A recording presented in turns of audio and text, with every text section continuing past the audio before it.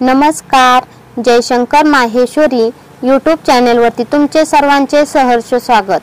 आपला आजचा विषय आहे इंग्रजी शिका सोप्या पद्धतीने। तुम्ही जर चॅनेलवरती नवीन असाल तर प्लीज चॅनेलला लाईक आणि सबस्क्राइब अवश्य करा।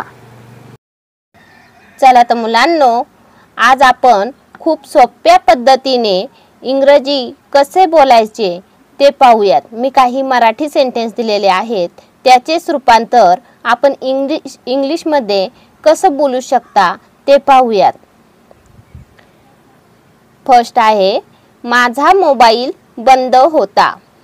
याकरता मी तुम्हाला पुन्हा सांगते की आपल्याला मराठीमध्ये त्या शब्दाला काय बोलतात आणि त्या शब्दाला इंग्लिश काय वर्ड आहे हे माहिती असणं खूप गरजेचं आहे। तुम्हाला जर वर्ड माहिती असेल तर तुम्ही छोटे सेंटेन्स खूप इझिली तयार करू शकता। बंद यासाठी काय वर्ड तर ऑफ। आपण हे सेंटेन्स इंग्लिश मध्ये काय बोलणार? My mobile was of.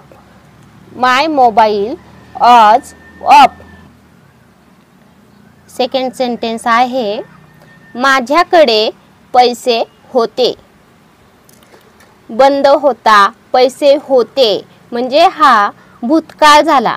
भूतकाळासाठी आपण वॉज वापरलेलं होतं। तर पैसे या शब्दासाठी काय वर्ड आहे इंग्लिश? तर money. I had money. I had money. Third sentence आहे, मी घरी होती। हे पण भूतकाळ। भूतकाळातलं सेंटेन्स आहे मी घरी होती।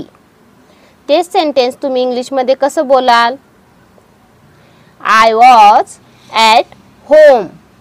घर म्हणजे home. I was at home. जर तुम्हाला मेन शब्द माहिती असेल तर तुम्ही खूप इझिली इंग्लिश सेंटेन्स बनवू शकता। फोर्थ सेंटेन्स आहे, ती किती सुंदर आहे।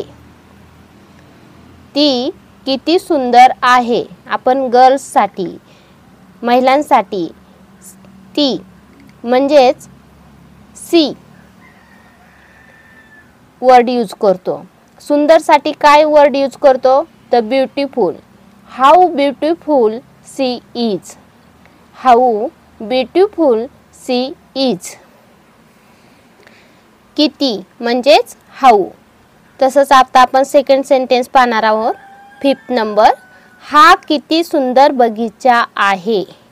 हा किती सुंदर बगीचा आहे। How beautiful this garden is. How beautiful this garden is. बगीच्यासाठी काय वर्ड यूज केलाय आपण? गार्डन। आताच पाहिलं आपण सुंदरसाठी काय? तर ब्युटिफुल। सिक्स्थ नंबर, मी सर्वांशी दयाळू आणि प्रेमाने वागते। मी सर्वांशी दयाळू आणि प्रेमाने वागते। हे सेंटेन्स तुम्ही इंग्लिश मध्ये कसं बोलाल? I have kindly and friendly with all. With all म्हणजे काय? सर्वांशी। काइंडली म्हणजे काय? फ्रेंडली म्हणजे काय? हे शब्द जर तुम्हाला आले तर तुम्ही खूप इझिली इंग्लिश सेंटेन्स बनवू शकता। दयाळू आणि प्रेमाने। दयाळूसाठी काय आहे? काइंडली। आणि प्रेमानेसाठी काय म्हणले की फ्रेंडली म्हणजे मैत्रीसारखं। सेवन्थ नंबर, तुमची काही हरकत नसेल तर मी काही सांगू का। सेवन्थ नंबर सेंटेन्स आहे, तुमची काही हरकत नसेल तर मी काही सांगू का। इंग्लिश सेंटेन्स पहा, can I say something if you don't mind. Can I say something if you don't mind. हरकत नसणे म्हणजे काय? Mind, don't mind. आणि सांगू का, करू का असे जर असेल सेंटेन्स तर त्यासाठी आपण कॅन वापरतो। आणि काहीतरी सांगू का म्हणजे काय समथिंग.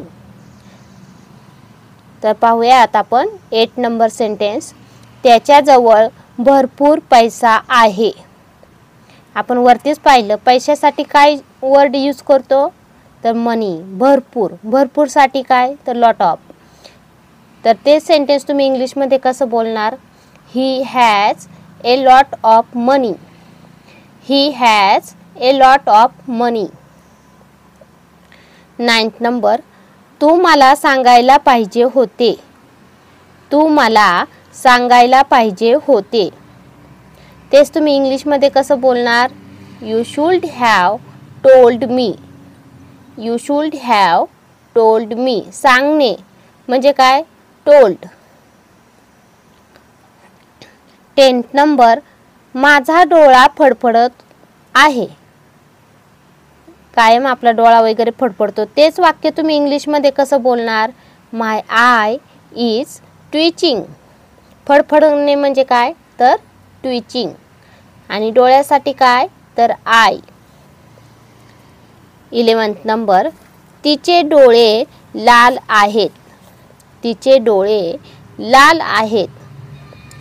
पहा तिचे म्हणजे मुलींचे गर्ल्स साठी आपण काय यूज शब्द करतो her. Her eyes are red. लाल म्हणजे red. Her eyes are red. 12th number. माझे डोळे खाजत आहेत. माझे डोळे खाजत आहेत. I have itchy eyes. खाजवणे त्याला काय म्हणतात इचिंग. 13 नंबर. माझी दृष्टी अंधुक आहे. माझी दृष्टी अंधुक आहे. तर अंधुक या शब्दासाठी काय आहे इंग्लिश वर्ड तर ब्लड.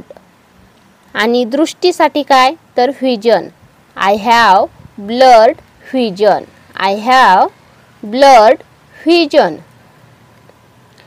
14 नंबर. माझा गळा दुखत आहे. माझा गळा दुखत आहे. गळासाठी काय यूज करतो इंग्लिश वर्ड तर throat.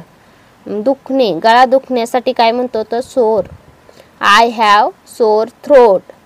I have sore throat. 15 number. मला जावे लागेल. मला जावे लागेल. I have to go. जाण्यासाठी काय वापरतो तर गो. म्हणून इंग्लिश सेंटेन्स काय होईल I have to go. 16 number.